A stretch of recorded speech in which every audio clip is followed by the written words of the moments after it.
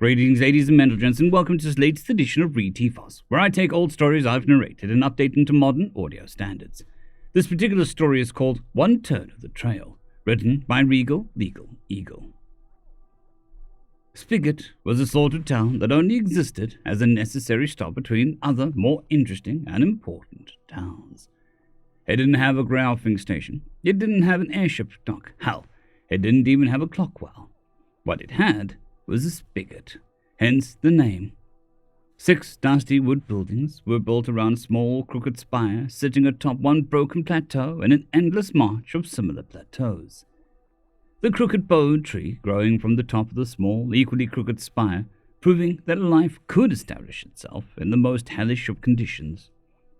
But for the 2 weary potential prospectors, this was a welcome sight after they'd ended up after making a wrong turn half a day back and getting lost. With the final lift of the currents to lift the wings of their gliders between the broken steps, they landed upon the town's old wood dock. Then they quickly scurried forward onto solid ground as the old wood groaned beneath their feet. Aside from the gentle whisper of the wind brushing around them, they seemed to have the main and only street to themselves. There was an old balloon barge sitting next to the town's apparently sole provisionary store. Its deflated balloons a stitchwork quilt of canvas that left it impossible to say what was original and what was merely temporary. They even spied the old roost near the saloon, which spoke of the age of the town, considering everyone just used gliders these days. Without seeing a soul in sight, the 2 men glanced at one another before one glanced to the saloon and the other nodded in reply. As they approached the doors, they removed their gliders.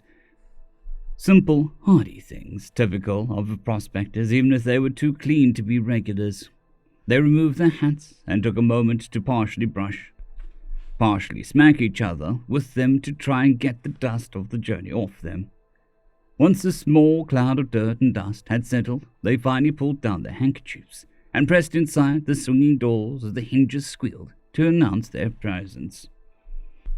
"Howdy, folks, just 2 prospectors in for a glass," the first mentioned as he strode in with a wide grin and friendly eyes.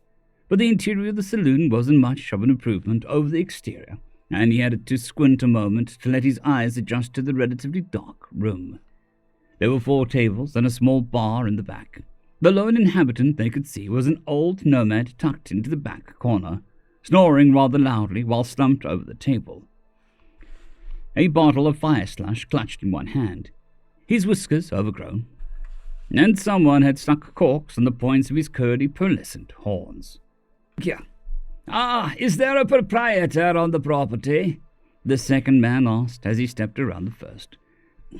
Finally, they heard a soft bump, and a short, swarthy man came out from a door behind the door, his moustache appearing much more like a set of drooping antennae than facial hair. With the sight of the barkeep, they slid their gliders off to hang them beside the door.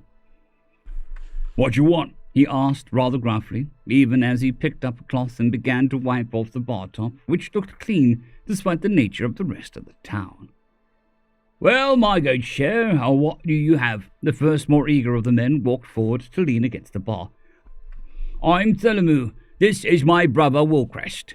We're prospectors, or aiming to be at any rate." Woolcrest nodded, even as he approached the bar with more hesitation. The barkeep just looked between them a moment, seemingly uninterested in the information. "We got burr 1 bit, whiskey 2 bits, clean water 5 bit," he replied, and nodded to a sign above them behind his head. "What's scruggle?" Woolcrest asked as he squinted at the sign. "It's only half a bit." "Right cider. Locals drink it," the barkeep explained.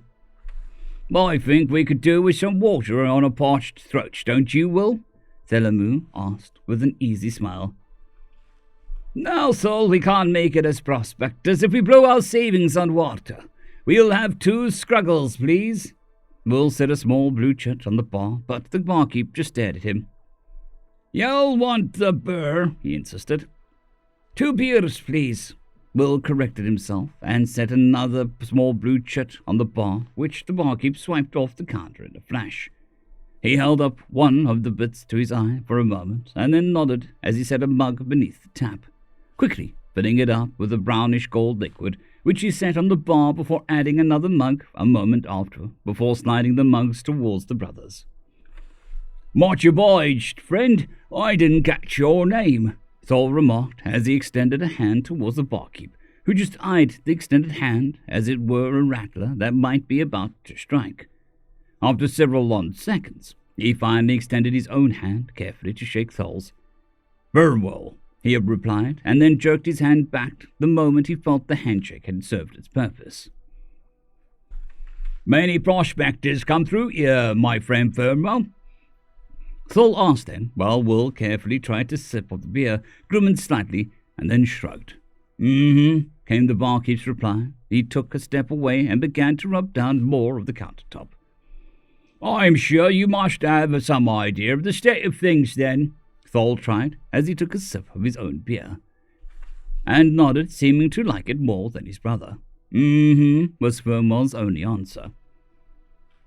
"I think we're disturbing him, brother. Best to leave him to his work," Will mentioned. "Surely he must desire for some decent conversation. It's not as though we are intruding upon a packed and rowdy saloon filled to the brim, are we? You wouldn't mind a conversation, would you, my good Frumwell?" Thor grinned at the barkeep, who just stared at the counter he was cleaning. "Mm-mm," was his slightly different reply from the others. "I think that's a no," Will replied. "You boys will have to excuse Frumpy here. He ain't much of a conversationalist." They turned with a start to look at the dark corner behind them as a new voice spoke up. The figure in the dark struck a match, and they retreated to a scarred, bearded face a moment before the match flickered softly and was replaced by the glow of a cigar as the man puffed it into life. "Pardon there, friend, we didn't catch you in the corner. Mighty dark in here," Thor remarked with a grin. They could hear the soft puffing and then saw a cloud of smoke emerge from the shadows, as the glow of the cigar wasn't enough to illuminate the man's face. "No harm, friend. I wasn't sure I wanted to be seen yet anyhow. But if you're looking for a better level of company, then I'm afraid I'm all you've got. Whiskers ain't much in talking mood right now either."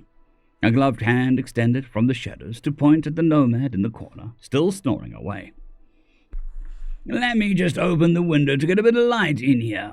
With that, they saw a boot kick open the one of the shutters nearby as the wood slat slammed open, and they could see the figure better. He wasn't an overly large man, but what there was of him seemed to make up for the size with grit. His face was a crisscross of white beard and old scars, and unlike the usual dusters worn out here, on the frontier he wore a vest with a long-sleeved white shirt beneath it, and a set of denims. They couldn't miss the bandolier over the vest, or the pistols on the sides of his chest. 4 guns for one man. The fabric of the shirt clung to his arms, and despite his apparent age, the man looked hard and tightly pressed, like a coiled spring waiting to unleash its force at any moment. "The name's Gar. Nice to meet you, boys. Thalamu and Wilcrest, right?" He nodded to each of them. "Oh, yes, sir," Thol nodded and tapped on his chin. "Now, I'm usually gold-faces, so I do apologize, but you seem awfully familiar to me, sir. Have we met before?" "No, son, we have not met. You would remember," Gar declared rather confidently. "Even so, you might know my face. Either of you know your letters?" "Yes, sir," Thol nodded once more. "Mama insisted." "Ah, good old Mama. Bet she's sweet and kind, doting on her boys." The man grinned around his cigar before tilting his head to the wall beside him. "Can you read the poster there?" Their eyes travelled over to the wall as they saw a poster that had been hidden in the dark. It was a drawing of a man before him, though with a scowl instead of a cigar. "Gar Gunders wanted dead, 10,000 bit reward." The two brothers shifted and tensed up a moment as they read that and realized that they were talking to a man-made legend within his own lifetime. For his part, the old man chuckled softly as he saw the reaction. "I never get tired of that. Hell, if anything, I like it more now than I used to. It's hard for an old man to strike fear into the hearts of the young. They don't think I'm dangerous, which is itself dangerous thinking. But old Garganders, well, now there's a different story, ain't that right? He asked, and took a small puff from his cigar. Mr. Gunters, we don't have much, but... Will started to pull a pouch from his belt, and the man waved it off. Shit, boys, what have you heard of me to make you think that I'm here for that?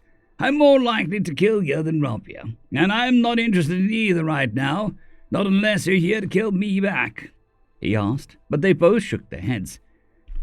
Didn't think so. Hell, I'm more of a patron saint to prospectors or patron savant, depending on which church you go to. I look out for the little guy, he insisted, and then stood up from his seat as he walked over to their gliders hanging by the door. Mighty fine gliders you boys have got. Clean, he remarked, as he brushed a finger upon one of them. Hey, rifle, he set his hand upon the weapon hanging from the packs and looked back at the boys. Mind if I take a look? Would it matter if I did mind? Thol asked back. It would, Gar nodded. Thol frowned at the answer and then shrugged off for a moment. You may look at it. With that, Gar pulled the rifle up out of the pack and whistled as he examined it. Fancy! A clock rifle, isn't it? He asked with a nod at the mechanical box set around the rifle's receiver. It cost me $65, Thol acknowledged. Gar hefted the rifle in his hands a moment and then leveled it at the bar. Thol and Will both flinched away from their spots a moment, but Cromwell behind the bar just snorted as he began to clean up a mug. What sort of fire rate do you get with a beast like this? Gar asked, then as he pulled the rifle back and slowly turned it over in his hands. Oh, it's rated for around a second, but it only holds a dozen at a time. I couldn't afford the extended box, Thol remarked with a nervous clearing of his throat before he sipped at his beer, feeling more thirsty than ever. You're the shooter of the family, then? Gar asked, even as he turned to tuck the rifle back into the pack where he found it. I am, but Will here is a better shot. He's just too nervous for his own good, Thol explained. So, Will whispered back in a moment. It's true, Thol insisted. Nothing wrong with that, son, Gar insisted as he returned to his seat. I've known many a man to be a great shot who just needed that first battle to find their nerves. Nothing wrong with shaky bravery either, son. Most men I've known to have nerves of steel died young. Other than yourself, you mean? Thol asked. Nope, myself included. I've tucked tail and run many a time. Don't let anyone tell you different. Cowardice makes for a long life. The brothers gave each other a surprised yet confused glances as the legendary outlaw before them revealed this. I'll take that advice then, sir. Will nodded slowly. You boys like the gliders? He asked with a nod at the packs. Let's a man travel the broken steppes, hopping between plateaus across the rivers of lava below. What's not to like? Thol asked. Well, it used to be done differently, you know. I'm sure you saw the roost in the center of the town. I get the allure of a glider, but they're just not for me. Too old, I suspect, to learn a new way. He shrugged and took a slow puff of his cigar. We used to ride animals, you know. None of these gliders or iron ships, or even the steam barges, or hell, those new clock crawlers. You seen those? We rode one from the Newfoot to Cloudvale, Thol replied with a nod. Damnedest things! The old man slowly shook his head at that. Nope, we had to trust our companions and forge trails between the plateaus totally different from the new flight trails. Many a town dried up and blew away like so much dust when gliders became common. More now will die as they make roads of steel across the steppes for all those clock crawlers. But progress marches ever onward, isn't that right? It does, Thol confirmed as he took a sip of his beer. Did you ride the onyx crocs? Will asked, feeling a bit too curious to hold back. Ha! No. Gar shook his head slowly. Those are ordinary birds. Either you're born with a silver spoon up your ass, or you bond with one as a kid. Or you have to try and tame one in the wild, and that there is nowhere near a simple, easy, or safe task. Plus, then you gotta keep them stocked in bodies before they think to nibble on you for a snack. Besides, they fly, and I mentioned not being able to do that, didn't I? Did I? He frowned a moment and shrugged. No, son, the more common amongst us, just road bandit birds. Bandies, the most folks know 'em. From what I know of them, they can be pretty ornery themselves, Thol mentioned, which made Gar snort. Fair, I suppose, but different than rocks. Those big old birds can snap you apart in a few packs, and they know it. Bandies have a flock leader they follow. You set yourself up right and they'll take care of you, same as you take care of them. A glider might never quit on you, or need food, but a bandy will look after you. Of course, you can't travel as far in a day, and you need to be comfortable with them piling on you to sleep, but I swears by them even still. The old man nodded slowly. Not really what I expected to hear from one of the most illustrious criminals of the frontier, Thol mentioned. Bah! Gar waved a hand dismissively. I'm only a criminal because some fancy fella with more words than morals says I am. Hell, I never even set out to be what I've become. Are you boys familiar with the term, one turn of the trail? Old farts like myself use it. It's to talk about some moment, some turn where life moved apart from what it was. Now careful not to call it a turn on the trail, because you can turn many times on your own as you follow a path. But there are times when it's the trail that turns on you all by itself. The brothers glanced at each other a moment and shook their heads. Well, let me tell you about my turn of the trail. I'm an old man now, and I've seen many things. The fabled city of silver, a clockmaker turned prophet, an ogre big enough to blot out the sun, a pod of cloud skimmers, an emerald night fire, a faceless preacher with a congregation of killers, and many more things. But I set out like you do, just to become a prospector. Though back then, when I was a lad, we were just hoping for water, maybe iron. Hardly knew bluestone was a thing, let alone the lifeblood of the nation it is now. The man took a slow drawing on his cigar, as he seemed to think. 3 of us set out, friends, or so I thought. We heard tell of great spring, clear, fresh, cold water, much as one could drink in 1,000 lifetimes. There was just one catch. The only one with a map was a marauder chief. You boys ever seen a marauder? They shook their heads. Nasty fuckers. They wear masks held together with human hair, and you best believe they don't ask for a lock from passerbys. They stink too. All the terrible tales I'm sure you've heard. Worse, they butcher and slay without mercy, and no one knows why. They'd certainly heard the stories. Everyone had. But the way the old man scowled as he spoke of them made it all the more obvious how they were regarded out here.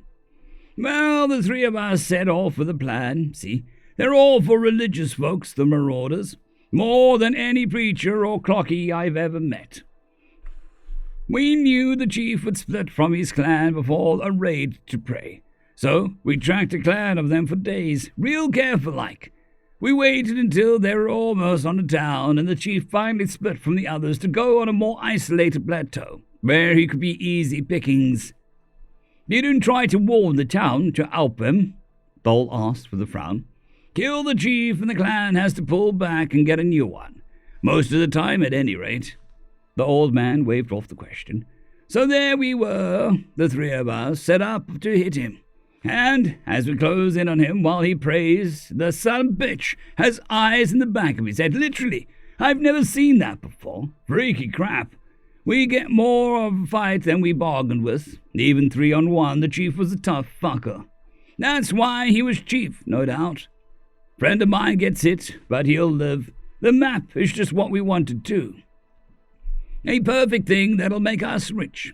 The issue is the noise caught the attention of the clan, and they aren't interested in letting the boys who killed their chief go, so they give chase something fierce. As they watched the old man unbutton his left sleeve, slowly rolling up the cloth as they saw the long jagged scar running along the outside of his forearm. I got this and this. He turned his head to let them see another scar running from behind his right ear to his jaw. Just while on the run. But our bandies were getting tired, and we didn't even have the lever action back then. Just our revolvers and old rifles. The one-shot kind. The marauders are closing in, and it wasn't looking good.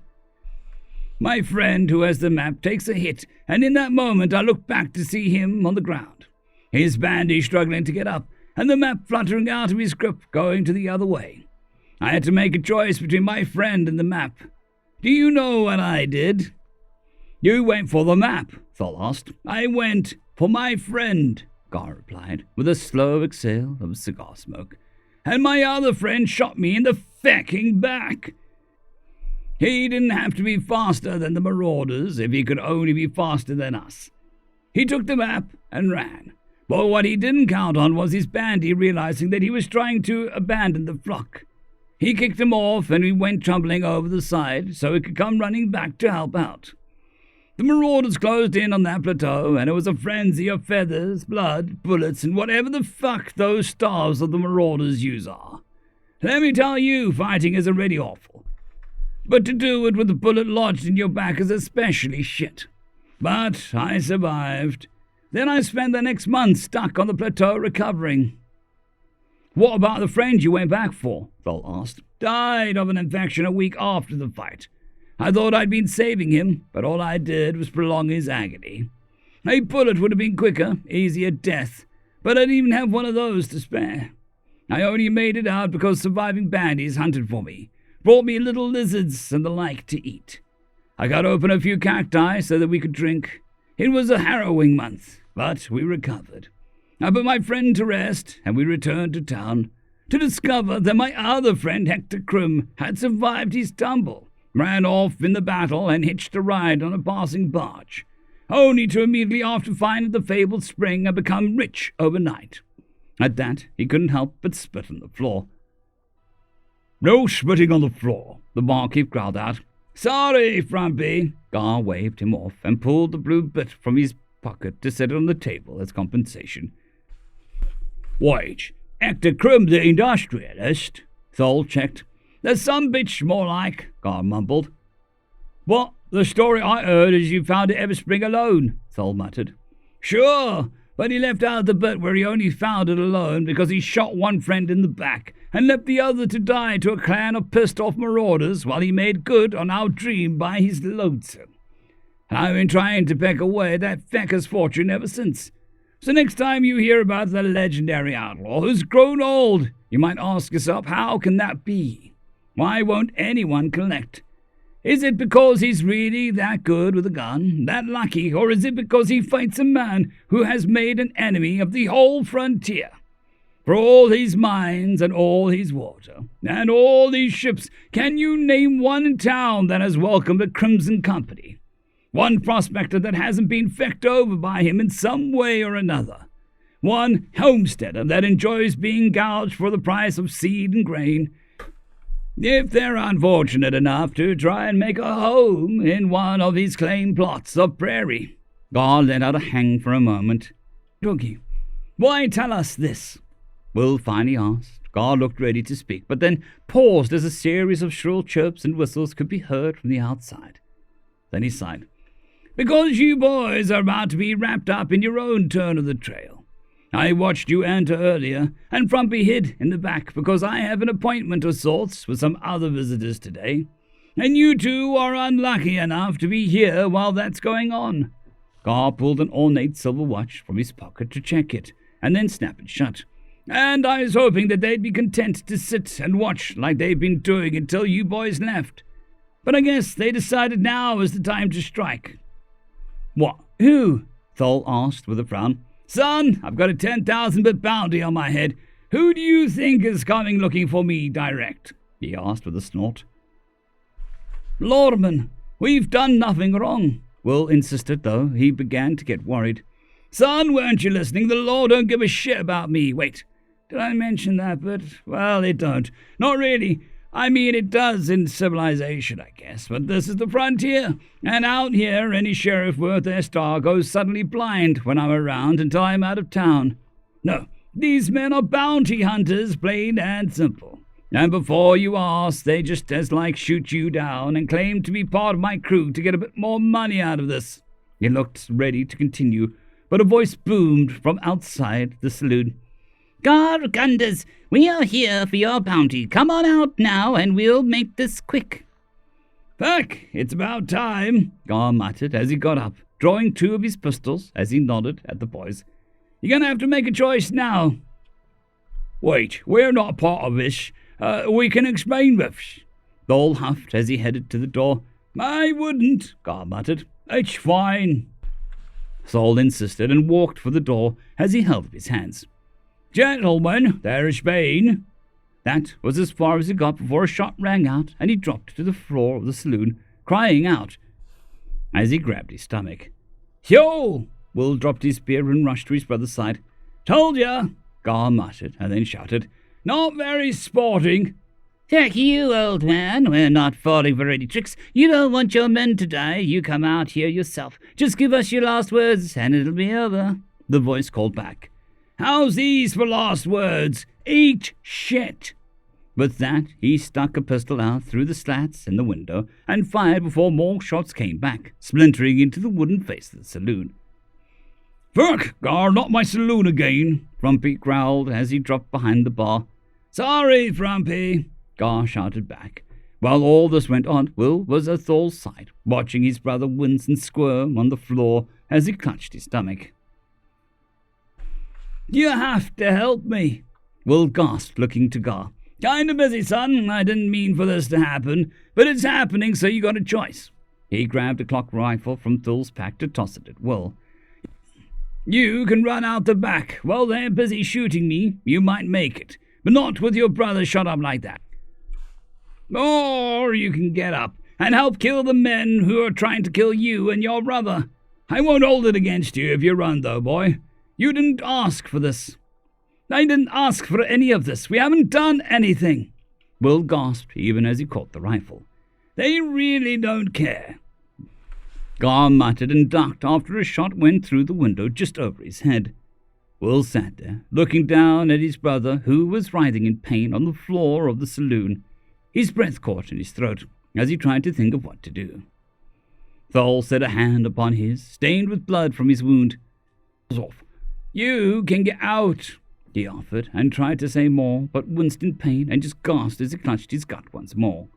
With that, Will frowned and rose up, flipped the table to roll it around the door and tucked behind it. What do I do? He called out to Gar. Just fucking shoot back. If you hit him, great, but I just need you to shoot. Gar dropped one of his pistols and pulled another free as he fired through the window.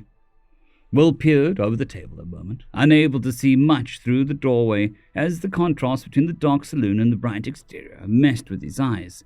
But he could see a few forms in the spark in their muzzles as they fired into the saloon. He took several slow breaths and pulled up the rifle, aiming roughly at one of the men before closing his eyes and squeezing the trigger. The rifle kicked in his hands as the shot rang out louder than any of the pistols. When he opened his eyes, the man was still standing, so he tried to adjust his aim and held down the trigger as the clockwork mechanism moved and another shot rang out. This time, the man ducked. Will tried to focus, now aiming down the sights, and finally, when the rifle shot again, he saw a flash of red, and the man spun around, hitting the ground. I got one. There's a dozen of them out there. Keep shooting, Gar growled back. Donkey. How the hell are we going to kill a dozen? Will asked, fear creeping into his mind once more as he glanced back at the door. We're not. We're just distracting them, Gar called back. That's when Will looked beyond the gunmen outside the saloon, unloading into the wooden structure. He saw tails sticking up over the edge of the plateau. He couldn't help but grin as he just began to fire non-stop, letting the clockwork mechanism churn out bullet after bullet to keep the gunmen's heads down, making sure they focused on the saloon and not the cliff behind them. Just as he ran out of bullets and witnessed a flock of multicolored birds hop over the edge of the cliff and rush the gunman from behind. Many of the birds were about the size of a slim man, but 6 of them were twice that big, and they laid into a dozen gunmen with ferocity of any animal protecting its kin. Will slowly stood up from behind the table as the gunshots died out and turned to screens. Let's see a glider do that, Gar muttered. Not bad shooting, kid. We'll make a marksman out of you yet. The old man clapped his hand on Will's shoulder, nearly making him jump. But I'm afraid you two aren't prospectors anymore. Welcome to the life of an outlaw. We'll get your brother patched up and ride out of town before any other hunters show up. Is there a doctor? Will asked, finding it hard to imagine a town this small having one.